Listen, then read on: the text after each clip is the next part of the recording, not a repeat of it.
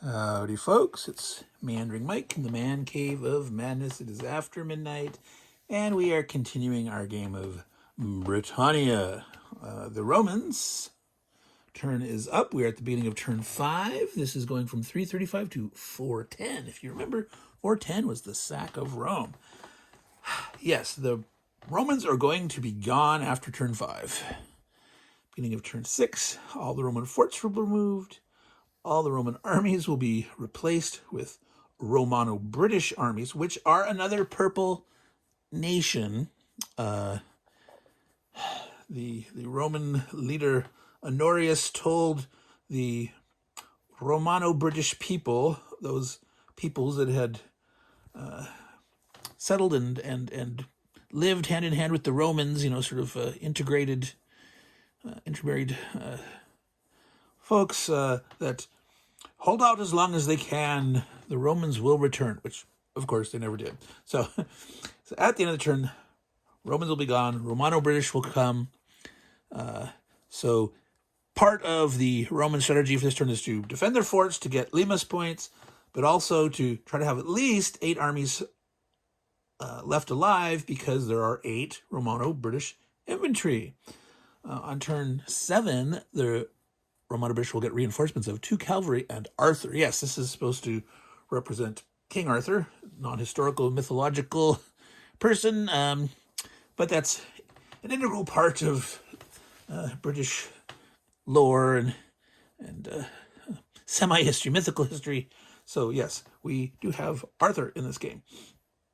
So let's look at, I'm going to zoom back out a little bit here, what we have in the south. I have put on the raiders that are showing up. The Angles are getting 3 more in the Frisian Sea. The Utes get 2 more in the English Channel. The Saxons got 3 more. The Utes had their armies that stayed in Essex. The Saxons had 2 that left in Sussex, and they had brought 1 back to sea, really back to Saxony, etc. But these are committed, ready to go, so they'll have 4 raiders at sea. Over there, we have another Irish raider showing up and another Scot. So there's now 2 Scots, an Irish. The other Irish had landed here. They had lost one. So there's also the potential for 1 Briganti leader to show up as a reinforcement this time for the Brigantes. That will show up on their turn. Technically, all these invading dudes here show up at the beginning of the turn of the respective nation. I just put them on there ahead of time to remember them all. There's no fighting or anything out here at sea, so that's why I put them on now. Remember, but the Brigantes, of course, are submitted. They're still submitted through the end of this turn.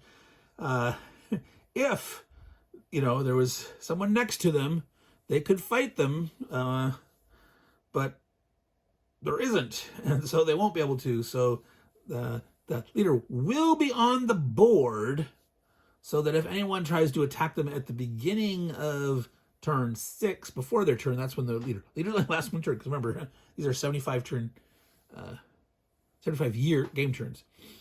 So let's continue with the Romans. Okay, the turn 5, the Romans could replace up to 10 armies if they were less. They're not. They're still at 12. They had lost very little. They're doing very good in that aspect. They have lost, 5 forts down here in the south, and 1 up in the north. These 1 up here are not worth any points to them. But by the end of turn 5, they do have a fair number of armies. They can possibly maybe not lose many more forts. But this is their decision-making time. What to do, where to defend. Do they want to counterattack some of these folks that have landed? They could jump on the Utes potentially. They could come over here and attack the Irish. It's really all they can reach. So they got guys in here, so they could hit the Saxons. This guy here, well, potentially they could put enough on here to overrun the Utes and Essex, come down and hit this. So they could go for total blood. The only problem with that is if they concentrated all these guys to hurt these folks here, all these guys can have a heyday with the rest of the forts if they have taken so many armies off to try to bang on one or more of these nations down here. So let's see what the Romans decide to do, shall we?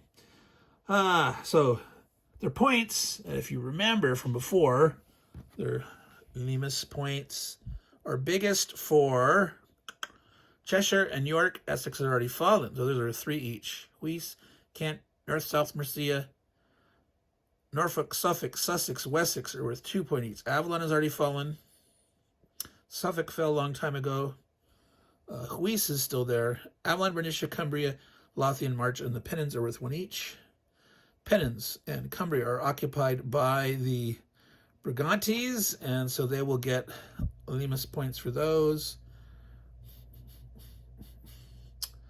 So, obviously, unless they get coming out and attack, they're going to leave the guy in Kent. Got to leave at least 1 guy in each of these. Now, York is worth 3, and York is exposed on this coast. The Frisians could attack. There's 5 angles. So if there was just like 1 Roman army here, that sounds like a nice attack to me. Maybe 5 angles go in and pound on that. These guys here can, move 1 and raid in. So they could also hit that potentially too. The angles could go up further up the coast. No one's getting any kind of territorial occupation points this turn. Turn 5, there's none of that for all the other players. Only the Roman limes points, and other guys can get points for killing Roman armies or Roman forts, depending on who they are. All right. So some folks might want a land to start to grow. For example, if the Utes and the Saxons survive here and the Romans don't attack them, they're going to start getting their population base. They got some points for turn 4, but no points for territories occupied until turn 7 next. But I think the Romans are going to leave at least 2 armies here in York. York, yeah, that's worth big points. The Irish could hit Cheshire, but let's see, who has boats this turn 5? Picts and Caledonians. Irish, Scots, Utes, Saxons, all these dudes. Okay, so potentially like the Irish over here could come out here to land over here. So they might want to, again, because remember, Cheshire, yes, beep, beep, beep. Cheshire, Essex, York, yes. So York and Cheshire are both worth 3 points each. Think about that. Do they want to denude any of the north? These guys are not worth limes points. See, I did it. That sometimes limes. Put the lime in the coconut. No, limes or limes. 2 syllables. Romans do not score any points for maintaining these, but if they leave, that's like easy pickings for the Picts, who can get 3 points for each Roman fort destroyed. The Picts have to be careful, though, about sending too much force out of here, because the Scots will gladly move in if the Picts leave them an opening. The Scots otherwise don't really have anywhere to go. They're probably not going to want to attack the Brigantes. They don't really want to hit the Romans. Again, they could. They don't get any points for it. They do get points for raiding. They can get points for destroying armies while raiding. So, for example, if, say, the Picts did attack, the Romans bugged out. The Picts attacked one of these territories, killed the Roman fort, had an army here. The Scots could raid to try to kill off an army and get a point. They would raid and they would go back to sea. Now, of course, they might lose a dude, but they are going to get more forces next turn. Turn 6, the Scots get 2 more armies, but then they're no longer raiding. They're going to have to land starting turn 6. Turn 7 is when the Scots will get 3 guys and the leader, Fergus. And it's actually their Scottish major invasion. 3 guys by themselves is not much of a major invasion. So the Scots are probably going to want to leave stuff. So this is all in the mind thinking that the purple player, but so Romans might not want to leave this open, or maybe they do.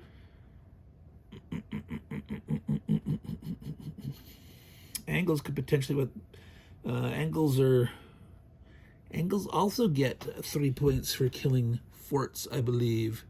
Yes, yes, yes. Saxons are 3 points for Roman forts. Utes are 3 points. So, yeah, all these guys over here are getting 3 points each for Roman forts. The Irish only got 1 point. The Scots don't. Of course they don't. The Picts get 3 points for Roman forts. The Angles, I did check that, right? Yes, 3. So, boy, yeah, Roman forts, lots of points. All right. So, if they leave them there, all they have here is 1 extra. They could go here. And they don't have much to do. They don't have... And again, they see the Irish can come up this way.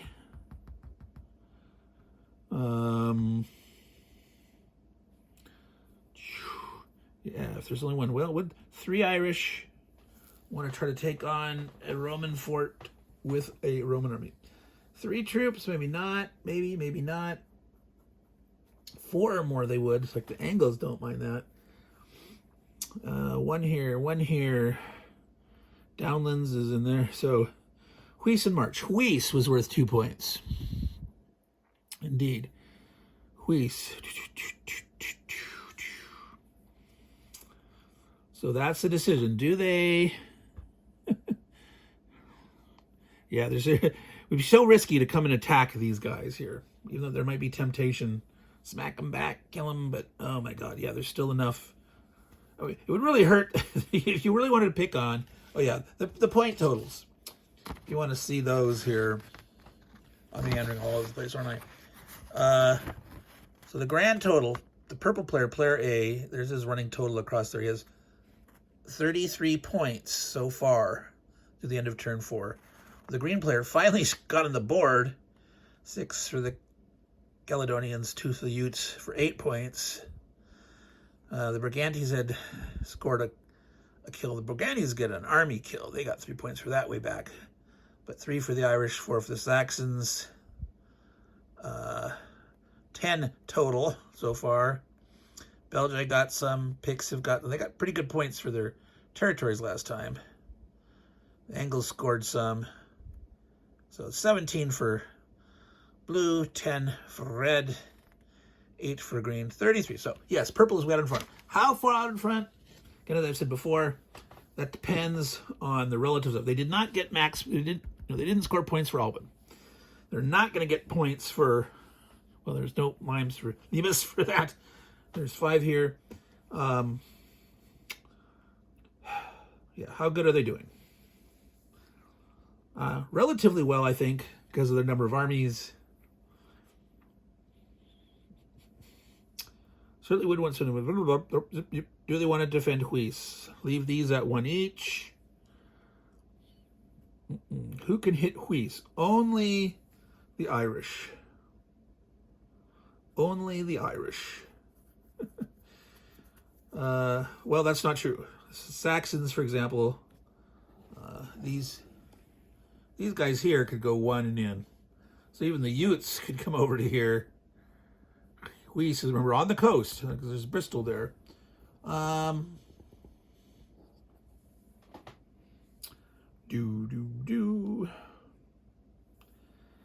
Oh, 3 points, 3 points, 2 points, 1 point.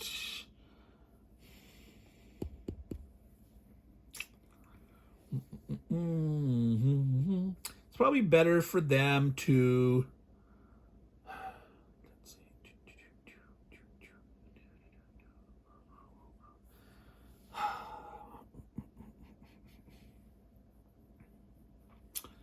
I think... Do they want to potentially spread the picks out, like leave Strathclyde open, tempt them to come down, and thinking that the Picts could then try to take it. So maybe take one out of there to come down and have one left over. Yeah, let's do that. Let's tempt the Picts out. Maybe that'll help the Scots in the long run.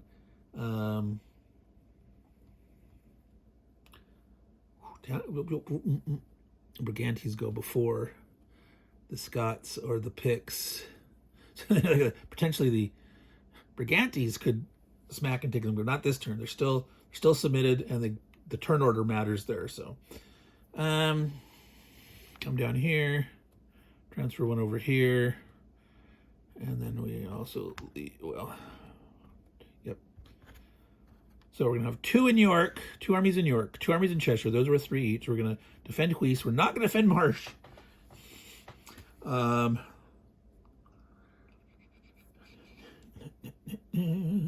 not going to defend the Downlands or Devon. Nothing of this. Leave one open. There, that's the Romans' turn. Now, we're not going to do the entire turn this time. We're already up to 16 minutes, but we've been talking about what's going on with the Romano-British coming up. Last chance for Roman points. Trying to hold out. So we will probably go up through the original cast and crew up to the Caledonians. And then second half, we'll do Irish, Scots, Utes, Saxons, and Angles as a second half of this turn. So that's it for the Romans. They're not much activity other than shifting some stuff around. A little bit of abandonment of the north, but not much. Belgi are gone. The Welsh, same thing. They're still submitted. They can't hit anybody else. They don't have boats or anything like that. No Welsh activity. Brigantes do not have boats. They get their leader. So someone might decide at some, maybe the Scots, well, I'm going to hit Cumbria, or I don't know. Doesn't make any sense. The Scots are probably limited to how far south they can land, wasn't it? May not land south of Galloway. So actually, they can't even land at Cumbria.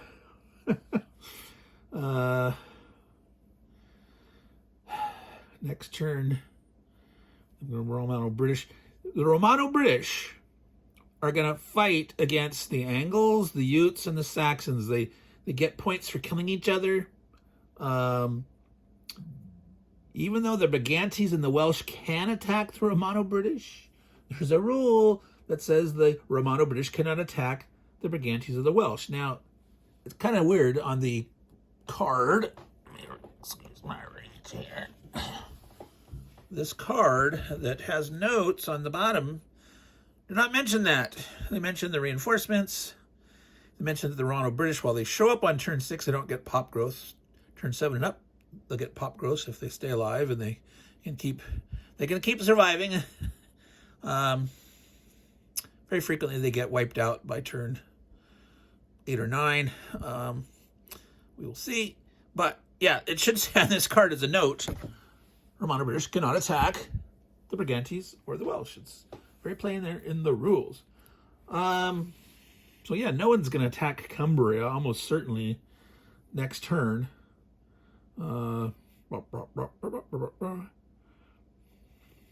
So it doesn't make sense to put it here. Someone going to attack the Pennons or Galloway? Well, hey, the Scots are offshore. We'll put it in Galloway. Maybe, yeah. Poor Brigantes didn't have much to do with it. The Welsh and the Brigantes sort of had boring turns. If you were those players, it would be kind of boring. Saxons are a lot of fun. So once the red comes in, the Brigantes will be pretty good afterwards because they have a pretty good strength there. So the red's going to have some fun.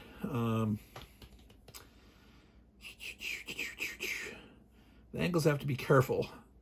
If the red's so strong that they don't get themselves crushed early on.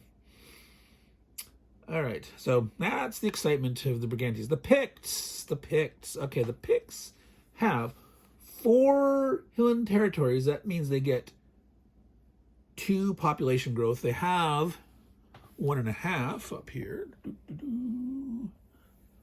So That's 3.5. That leaves them with a half left over, and they get to grow an army. Yay.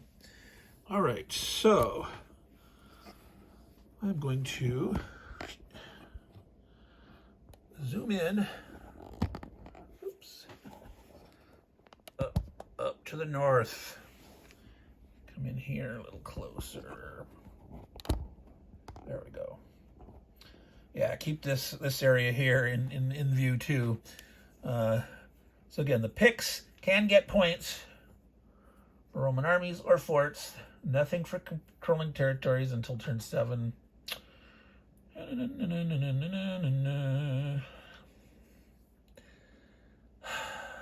Scots are showing up. Scots probably don't want to try to land yet with just 2 armies. That's risky against the Hillans. I'll tell you, 3 points for Roman fort is a lot. It's very nice points. I cannot resist. I don't think they want to.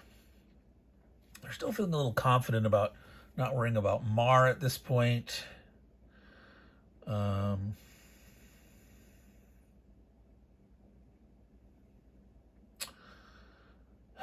They don't want to spread out too thinly.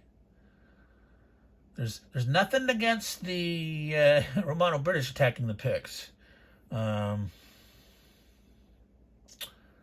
So that could be a little bit of a surprise if, you know, when transferring stuff out that the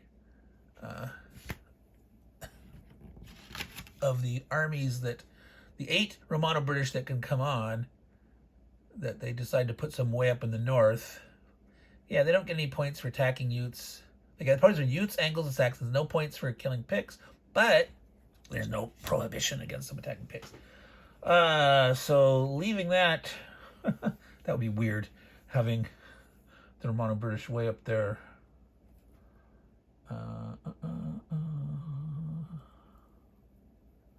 Yeah. Now, on turn 7, the Romano-British only get points for each English area. So they actually could do something naughty up there and take something in turn 6, but they wouldn't get any points on turn 7. So that's kind of weird. Okay. Yeah, no, I think they're just going to go for 2. They're going to go for their chance. All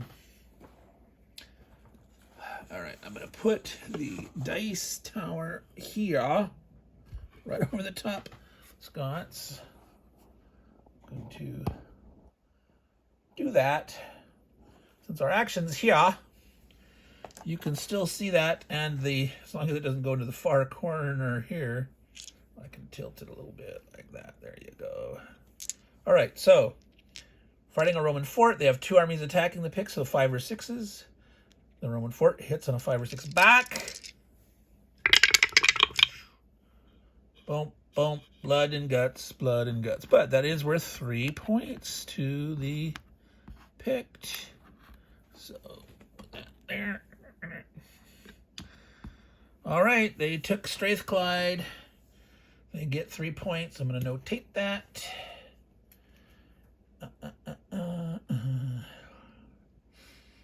Where's the little Picty boys? Right there in the blue.